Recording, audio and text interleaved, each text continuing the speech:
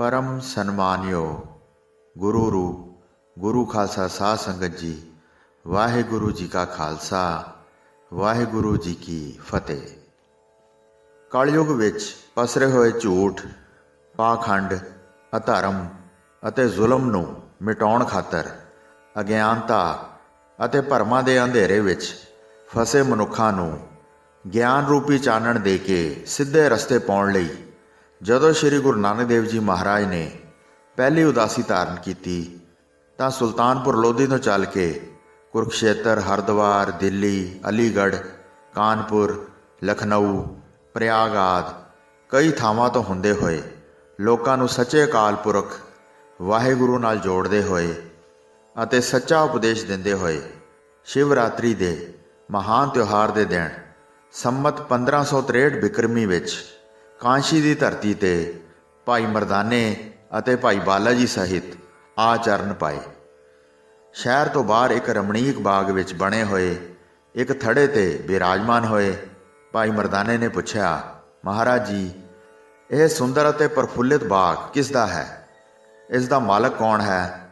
ਤਾਂ ਗੁਰੂ ਜੀ ਕਹਿਣ ਲੱਗੇ, ਇਸ ਦਾ ਮਾਲਕ ਕਰਤਾਰ ਆਪ ਹੀ ਹੈ, ਪਰ ਕਰਤਾਰ ਨੇ ਇਸ ਸਮੇਂ ਜਿਸ ਨੂੰ ਇਹ ਸੌਂਪਿਆ ਹੈ ਆਪ ਹੀ ਹੁਣੇ ਤੁਹਾਡੇ ਪਾਸ ਆ ਜਾਏਗਾ। ਤੁਸੀਂ ਕਰਤਾਰ ਨਾਲ ਜੁੜੋ, ਰਬਾਬ ਛੇੜੋ। ਭਾਈ ਮਰਦਾਨੇ ਨੇ 7 ਬਚਨ ਕਹਿ ਕੇ ਰਬਾਬ ਦੀਆਂ ਤਰਬਾਂ 'ਤੇ ਹੱਥ ਫੇਰਿਆ ਤਾਂ ਉਸ ਵਿੱਚੋਂ ਸਤ ਕਰਤਾਰ ਦੀ ਆਵਾਜ਼ ਆਉਣ ਲੱਗੀ। ਸਾਰਾ ਬਾਗ ਗੂੰਜ ਉੱਠਿਆ, ਮਾਨੋ ਗਗਨ ਮੰਡਲ ਵਿੱਚ ਉੜਦੇ ਪੰਛੀ ਵੀ ਇਹ ਅਲੌਕਿਕ ਧੁਨੀ ਸੁਣ ਕੇ ਮੁਗਧ ਹੋ ਗਏ ਸਨ। ਰਾਹ ਜਾਂਦੇ ਰਾਹੀ ਰਸਤੇ ਭਟਕ ਕੇ ਸਤਿਗੁਰੂ ਜੀ ਦੇ ਚਰਨਾਂ ਵਿੱਚ ਆ ਜੁੜੇ। ਸਤਨਾਮ ਦੇ ਪ੍ਰੇਮ ਪਿਆਲੇ ਪੀ ਮਤਵਾਲੇ ਹੋ ਜਾਣ ਲੱਗੇ। ਇਤਨੇ ਵਿੱਚ ਇੱਕ ਪੰਡਤ ਗੋਪਾਲ ਸ਼ਾਸਤਰੀ ਵੀ ਉੱਥੇ ਆ ਪਹੁੰਚੇ। ਮਨਮੋਹਣੀ ਸੂਰਤ ਵੇਖਦਿਆਂ ਹੀ ਮਨ ਵਿੱਚ ਡਾਢੀ ਖਿੱਚ ਪਈ। ਹੋਰ ਨੇੜੇ ਹੋਏ, ਕੰਨਾਂ ਵਿੱਚ ਸਤ ਕਰਤਾਰ ਦੀ ਧੁਨੀ ਗੂੰਜੀ ਤਾਂ ਗੁਰੂ ਚਰਨਾਂ ਨਾਲ ਜੁੜ ਗਏ। ਕੀਰਤਨ ਸਮਾਪਤ ਹੋਇਆ। ਸਤਿਗੁਰਾਂ ਦੇ ਕਮਲ ਲੈਣ ਖੁੱਲੇ। ਨਜ਼ਰ ਗੋਪਾਲ ਪੰਡਤ 'ਤੇ ਪਈ। ਪੰਡਤ ਜੀ ਨਦਰੀ ਨਦਰ ਨਿਹਾਲ ਹੋ ਗਏ। ਮਸਤ ਸ਼ਰਧਾ ਨਾਲ ਗੁਰੂ ਚਰਨਾਂ 'ਤੇ ਝੁਕ ਗਏ। ਡੰਡੌਤ ਹੋ ਕੇ ਨਮਸਕਾਰ ਕੀਤੀ। ਕਾਫੀ ਦੇਰ ਜਦ ਪੰਡਤ ਜੀ ਇਸ ਤਰ੍ਹਾਂ ਵਿਸਮਾਦ ਹੋ ਚਰਨਾਂ 'ਤੇ ਸਿਰ ਰੱਖ ਕੇ ਪਏ ਰਹੇ ਤਾਂ ਸ੍ਰੀ ਗੁਰੂ ਨਾਨਕ ਦੇਵ ਜੀ ਮਹਾਰਾਜ ਨੇ ਆਪਣੇ ਪਵਿੱਤਰ ਹਸਤ ਕਮਲਾਂ ਨਾਲ ਉਹਨਾਂ ਦਾ ਸਿਰ ਉਠਾਇਆ।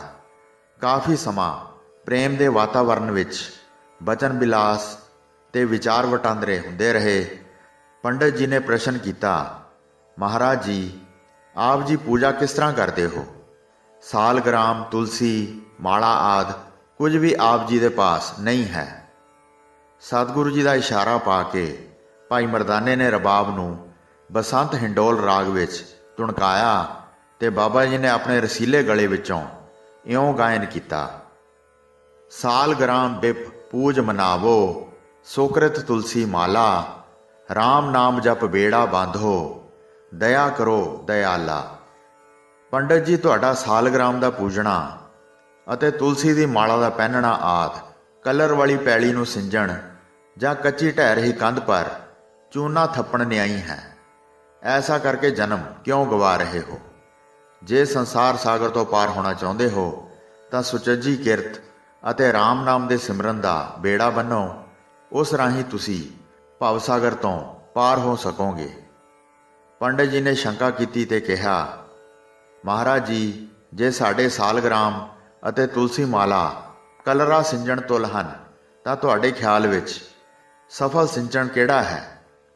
ਸਤਿਗੁਰੂ ਜੀ ਮਹਾਰਾਜ ਫਿਰ ਬੋਲੇ, ਕਰ ਹਰ ਹਟ ਮਾਲ ਟਿੰਡ ਪਰੋਵੋ, ਤਿਸ ਭੀਤਰ ਮਨ ਜੋਵੋ, ਅੰਮ੍ਰਿਤ ਸਿੰਚੋ ਭਰੋ ਕਿਆਰੇ, ਤਉ ਮਾਲੀ ਕੇ ਹੋਵੋ, ਕਾਮ ਕ੍ਰੋਧ ਦੋਇ ਕਰੋ ਬਸੋਲੇ, ਗੋਡੋ ਧਰਤੀ ਭਾਈ, ਜਿਉਂ ਗੋਡਾ ਤਿਉਂ ਤੁਮ ਸੁਖ ਪਾਵੈ, ਕਿਰਤ ਨਾ ਮੇਟਿਆ ਜਾਈ। ਪੰਡਤ ਜੀ, ਸਫਲ ਸਿੰਚਣ ਤਾਂ ਸੁਚੱਜੀ ਕਰਨੀ ਵਿੱਚ ਹੈ। ਹਰ ਕਥਾ ਦਾ ਹਲਟ, ਮਾਲ ਤੇ ਟਿੰਡਾ ਬਣਾਓ।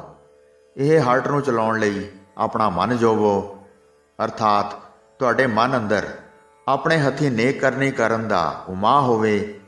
ਅਜਿਹੇ ਉਮਾ ਵਿੱਚੋਂ ਇੱਕ ਖੇੜਾ ਤਥਾ ਰਸ ਉਪਜੇਗਾ। ਉਸ ਰਸ ਰੂਪੀ ਅੰਮ੍ਰਿਤ ਨਾਲ ਜੋ ਤੁਹਾਡਾ ਅੰਤःਕਰਨ ਭਰਪੂਰ ਹੋ ਜਾਵੇ, ਤਾਂ ਫਿਰ ਐਸੇ ਅੰਤःਕਰਨ ਦੀ ਸੰਭਾਲ ਕਰਨ ਵਾਲਾ ਸਾਈਂ, ਦਿਲਾਂ ਦਾ ਮਾਲਕ ਤੁਹਾਨੂੰ ਆਪਣਾ ਬਣਾ ਲਵੇਗਾ।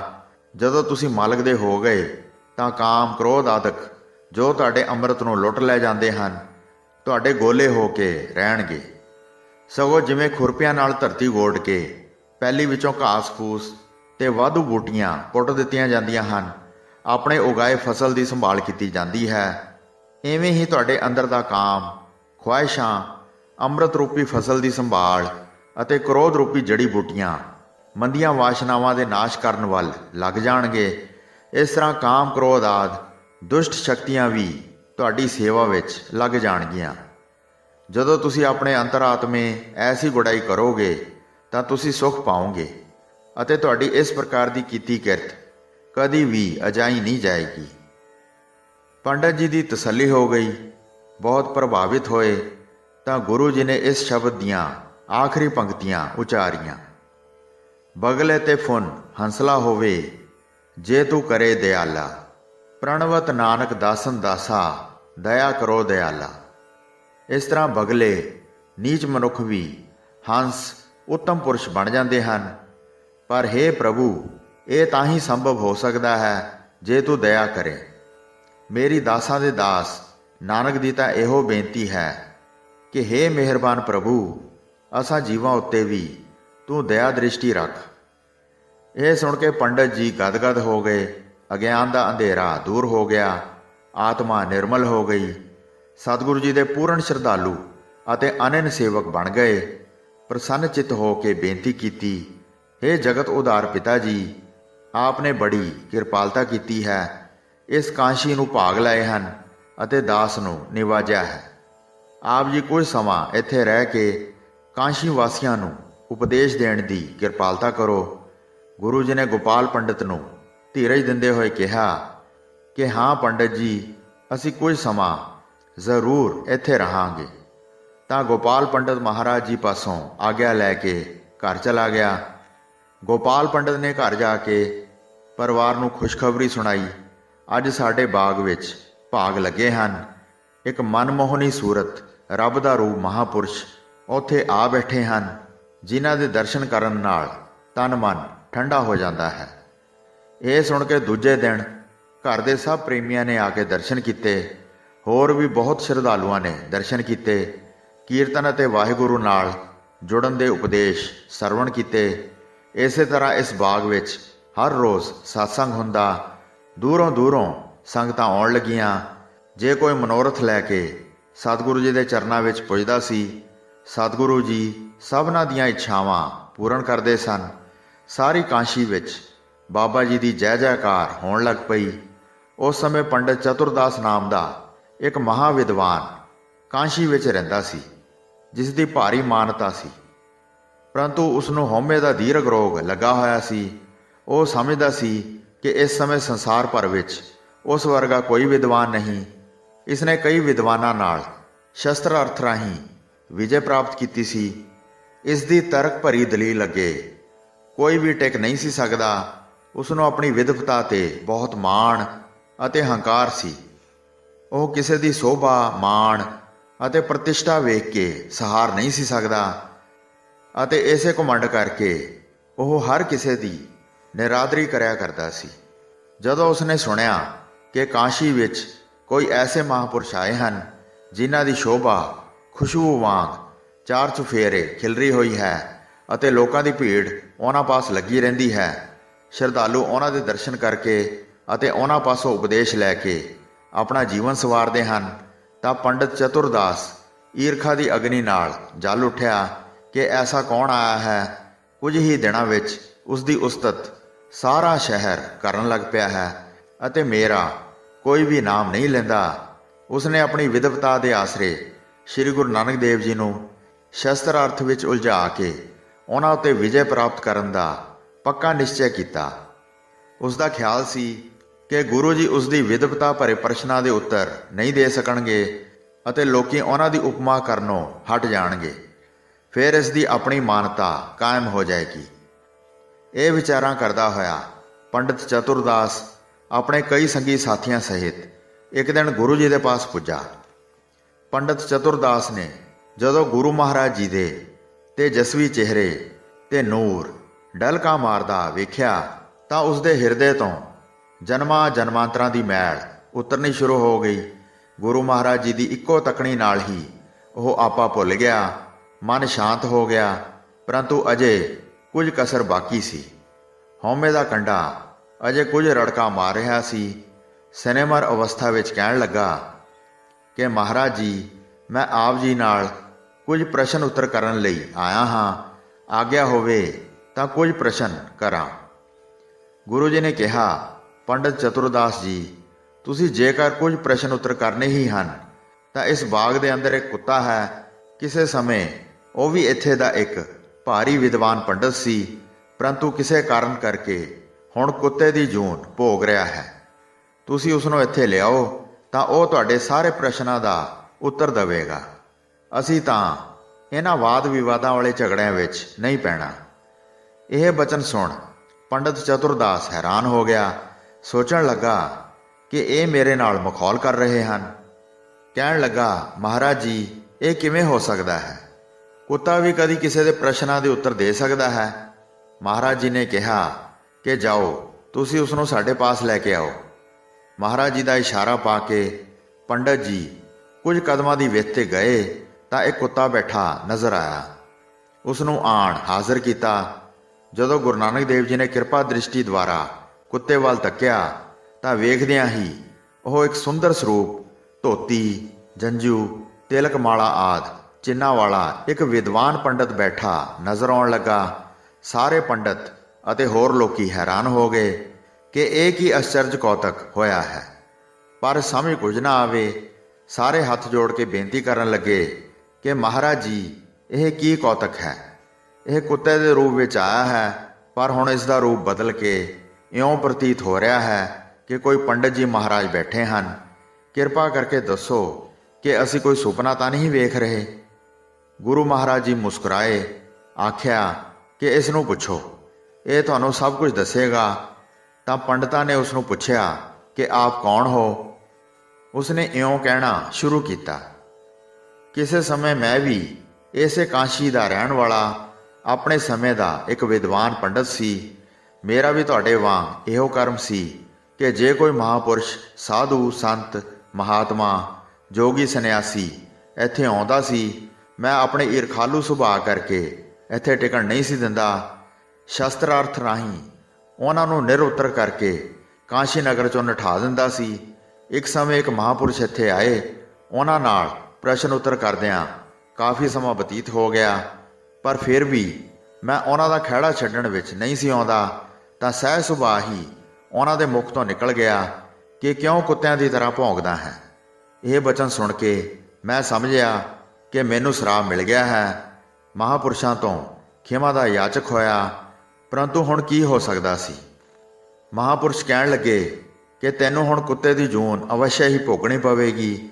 ਮੈਂ ਫਿਰ ਹੱਥ ਜੋੜ ਕੇ ਬੇਨਤੀ ਕੀਤੀ ਕਿ ਮਹਾਰਾਜ ਜੀ, ਮੇਰੇ ਤੇ ਇਹ ਕਿਰਪਾ ਕਰੋ ਤੇ ਦੱਸੋ ਕਿ ਮੇਰਾ ਪਾਰ ਉਤਾਰਾ ਕਿਵੇਂ ਅਤੇ ਕਦੋਂ ਹੋਵੇਗਾ? ਮੈਨੂੰ ਕੁੱਤੇ ਦੀ ਜੂਨ ਤੋਂ ਛੁਟਕਾਰਾ ਕਦੋਂ ਮਿਲੇਗਾ? ਤਾਂ ਉਹਨਾਂ ਨੇ ਕਿਹਾ ਕਿ ਕਲਯੁਗ ਦੇ ਸਮੇਂ ਸ੍ਰੀ ਗੁਰੂ ਨਾਨਕ ਦੇਵ ਜੀ ਇੱਥੇ ਆਉਣਗੇ। ਉਹਨਾਂ ਦੀ ਕਿਰਪਾ ਦ੍ਰਿਸ਼ਟੀ ਤੇਰੇ ਉੱਤੇ ਪਵੇਗੀ ਤਾਂ ਤੇਰਾ ਉਧਾਰ ਹੋਵੇਗਾ। ਸੋ ਮੈਂ ਉਸ ਸਮੇਂ ਤੋਂ ਇਸ ਸ਼ੁਭ ਘੜੀ ਦੀ ਉਡੀਕ ਵਿੱਚ ਸਾਂ ਜੋ ਮੈਨੂੰ ਹੁਣ ਨਸੀਬ ਹੋਈ ਹੈ। ਤੁਸੀਂ ਜਲਦੀ ਕਰੋ, ਜੋ ਪੁੱਛਣਾ ਹੈ ਪੁੱਛੋ, ਮੈਂ ਇਹਨਾਂ ਮਹਾਂਪੁਰਸ਼ਾਂ ਦੀ ਕਿਰਪਾ ਦੁਆਰਾ ਉੱਤਰ ਦਿਆਂਗਾ। ਇਹ ਕਲਯੁਗ ਦੇ ਅਵਤਾਰ ਸ੍ਰੀ ਗੁਰੂ ਨਾਨਕ ਦੇਵ ਜੀ ਮਹਾਰਾਜ ਹਨ। ਇਹ ਅਚਰਜ ਕਥਾ ਪੰਡਤ ਗੰਗਾ ਰਾਮ ਪਾਸੋਂ ਸੁਣ ਕੇ ਸਾਰੇ ਹੀ ਪੰਡਤ ਗੁਰੂ ਨਾਨਕ ਦੇਵ ਜੀ ਦੇ ਚਰਨਾਂ 'ਤੇ ਢਹਿ ਪਏ ਅਤੇ ਨਿਮਰਤਾ ਸਹਿਤ ਬੇਨਤੀਆਂ ਕਰਨ ਲੱਗੇ ਕਿ ਅਸੀਂ ਅਲਪਗ ਜੀਵ ਸਮਝ ਨਹੀਂ ਸਕੇ ਕਿ ਆਪ ਜੀ ਕਲਯੁਗ ਦੇ ਅਵਤਾਰ ਸ੍ਰੀ ਗੁਰੂ ਨਾਨਕ ਦੇਵ ਜੀ ਸਾਨੂੰ ਦਰਸ਼ਨ ਦੇ ਰਹੇ ਹੋ। ਸਾਨੂੰ ਬਖਸ਼ ਲਓ ਅਤੇ ਸਾਡੇ ਉੱਤੇ ਆਪਣੀ ਕਿਰਪਾ ਦ੍ਰਿਸ਼ਟੀ ਕਰੋ। ਆਪਣੇ ਪਵਿੱਤਰ ਮੁਖਾਰਬਿੰਦ ਦੁਆਰਾ ਸਾਨੂੰ ਸ਼ੁਭ ਉਪਦੇਸ਼ ਦੇਣ ਦੀ ਕਿਰਪਾਲਤਾ ਕਰੋ, ਜਿਸ ਨਾਲ ਅੱਗੇ ਚੱਲ ਕੇ ਸਾਡਾ ਵੀ ਪਾਰ ਉਤਾਰਾ ਹੋ ਸਕੇ। ਜੋ ਸਰਨਾਵੈ ਤਿਸ ਕੰਠ ਲਾਵੈ, ਇਹ ਬਿਰਧ ਸੁਆਮੀ ਸੰਦਾ। ਬਿਨਵੰਤ ਨਾਨਕ ਹਰ ਕੰਤ ਮਿਲਿਆ, ਸਦਾ ਕੇਲ ਕਰਨ ਦਾ।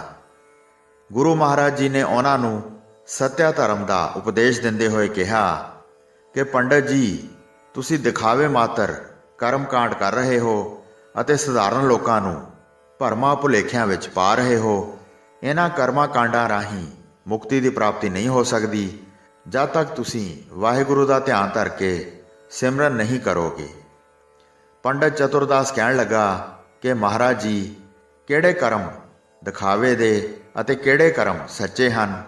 ਤਾਂ ਉਸ ਸਮੇਂ ਸ੍ਰੀ ਗੁਰੂ ਨਾਨਕ ਦੇਵ ਜੀ ਨੇ ਸੰਸਕ੍ਰਿਤੀ ਦੇ ਪਹਿਲੇ 4 ਸ਼ਲੋਕ ਉਚਾਰਨ ਕੀਤੇ ਜੋ ਸ੍ਰੀ ਗੁਰੂ ਗ੍ਰੰਥ ਸਾਹਿਬ ਜੀ ਦੇ ਅੰਗ 1353 ਤੇ ਇਉਂ ਦਰਜ ਹਨ। ਸ਼ਲੋਕ ਮਹੱਲਾ ਪਹਿਲਾ। ਪੜ੍ਹ ਪੁਸਤਕ ਸੰਧਿਆ ਬਾਦੰ, ਸਿਲ ਪੂਜਸ ਬਗਲ ਸਮਾਧੰ, ਮੁਖ ਝੂਠ ਵਿਭੂਖਣ ਸਾਰੰ, ਤ੍ਰੈ ਪਾਲਤੀ ਹਾਲ ਵਿਚਾਰੰ।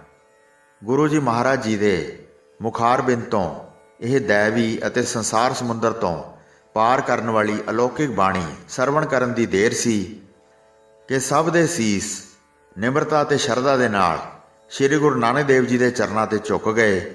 ਮਨ ਨਿਰਮਲ ਹੋ ਗਿਆ। ਉਧਰ ਕੁੱਤੇ ਦਾ ਸਰੂਪ ਤਿਆਗ ਕੇ ਬੈਠੇ ਪੰਡਤ ਗੰਗਾ ਰਾਮ ਤੇ ਸਤਿਗੁਰੂ ਜੀ ਦੀ ਕਿਰਪਾ ਦ੍ਰਿਸ਼ਟੀ ਪਈ ਤਾਂ ਉਸਨੇ ਵੀ ਹੱਥ ਜੋੜ ਕੇ ਅੰਤਿਮ ਨਮਸਕਾਰ ਕੀਤੀ ਅਤੇ ਉਸ ਸਰੂਪ ਨੂੰ ਵੀ ਤਿਆਗ ਦਿੱਤਾ। ਜਿਉਂ ਜਲ ਮੈਂ ਜਲ ਆਏ ਖਟਾਨਾ, ਤਿਉਂ ਜੋਤੀ ਸੰਗ ਜੋਤ ਸਮਾਨਾ। ਉਸ ਪੰਡਤ ਦੇ ਜੀਵ ਆਤਮਾ ਨੂੰ ਗੁਰੂ ਮਹਾਰਾਜ ਜੀ ਨੇ ਸਿੱਧਾ ਬੈਕੁੰਠ ਧਾਮ ਵਿੱਚ ਭੇਜ ਦਿੱਤਾ। ਇਹ ਸੁੰਦਰ ਨਜ਼ਾਰਾ ਵੇਖ ਕੇ ਸਾਰੇ ਦਰਸ਼ਕ ਵਿਸਮਾਸ ਰੂਪ ਹੋ ਕੇ ਕਹਿਣ ਲੱਗੇ, ਧੰਨ ਗੁਰੂ ਨਾਨਕ, ਧੰਨ ਗੁਰੂ ਨਾਨਕ, ਧੰਨ ਗੁਰੂ ਨਾਨਕ। ਪੰਡਤ ਗੋਪਾਲ ਸ਼ਾਸਤਰੀ ਨੇ ਹੱਥ ਜੋੜ ਕੇ ਬੇਨਤੀ ਕੀਤੀ, ਮਹਾਰਾਜ ਜੀ, ਆਪ ਜੀ ਦੇ ਚਰਨ ਪੈਣ ਕਰਕੇ ਇਹ ਬਾਗ ਪਵਿੱਤਰ ਹੋ ਗਿਆ ਹੈ। ਹੁਣ ਇਹ ਬਾਗ ਮੇਰਾ ਨਹੀਂ ਰਿਹਾ। ਅੱਜ ਇਹ ਬਾਗ ਮੈਂ ਆਪ ਜੀ ਦੇ ਚਰਨਾਂ ਵਿੱਚ ਭੇਟ ਕਰ ਰਿਹਾ ਹਾਂ ਅਤੇ ਇਹ ਆਪ ਜੀ ਦਾ ਹੈ। ਸੋ ਉਸ ਦਿਨ ਤੋਂ ਇਸ ਦਾ ਨਾਮ ਗੁਰੂ ਬਾਗ ਪ੍ਰਸਿੱਧ ਹੋ ਗਿਆ। ਇਹ ਗੁਰਦੁਆਰਾ ਗੁਰੂ ਬਾਗ ਰੇਲਵੇ ਸਟੇਸ਼ਨ ਤੋਂ 1.5 ਮੀਲ ਤੇ ਮਹੱਲਾ ਕਮੱਛਾ ਵਿੱਚ ਹੈ। ਸਿੱਖ ਰਾਜ ਮਗਰੋਂ ਸਰਦਾਰ ਲਹਿਣਾ ਸਿੰਘ ਬਹਾਦਰ, ਸਰਦਾਰ ਦੇਸਾ ਸਿੰਘ ਦੇ ਸਪੁੱਤਰ ਸਰਦਾਰ ਨੌਦਾ ਸਿੰਘ, ਮਜੀਠਾ ਵਾਸੀ ਸ਼ੇਰਗਿੱਲ ਅਤੇ ਰਾਣੀ ਸ਼੍ਰੀ ਕੌਰ ਆਦਿ ਗੁਰੂ ਪਿਆਰਿਆਂ ਨੇ ਇਸ ਸਥਾਨ ਅਤੇ ਇਸ ਦੇ ਅੰਦਰ ਬਣੇ ਵਿਸ਼ਾਲ ਖੂਹ ਦੀ ਸੇਵਾ ਸੰਭਾਲ ਸਮੇਂ-ਸਮੇਂ ਅਨੁਸਾਰ ਕਰਦੇ ਹੋਏ ਸ੍ਰੀ ਗੁਰੂ ਨਾਨਕ ਪਾਤਸ਼ਾਹ ਦੀਆਂ ਖੁਸ਼ੀਆਂ ਅਤੇ ਬਰਕਤਾਂ ਪ੍ਰਾਪਤ ਕੀਤੀਆਂ। ਖੂਹ ਵਿੱਚ ਲੱਗੀ ਸਿੱਲ ਮਜੀਠਾ ਖਾਨਦਾਨ ਵੱਲੋਂ ਕੀਤੀ ਸੇਵਾ ਦੀ ਇਹ ਅਟਲ ਯਾਦਗਾਰ ਹੈ ਜੋ ਆਉਂਦੀਆਂ ਪੀੜ੍ਹੀਆਂ ਨੂੰ ਸਦਾ ਹੀ ਪ੍ਰੇਰਨਾ ਦੇ ਰਹੀ ਹੈ ਅਤੇ ਦਿੰਦੀ ਰਹੇਗੀ। ਵਾਹਿਗੁਰੂ ਜੀ ਕਾ ਖਾਲਸਾ, ਵਾਹਿਗੁਰੂ ਜੀ ਕੀ ਫਤਿਹ।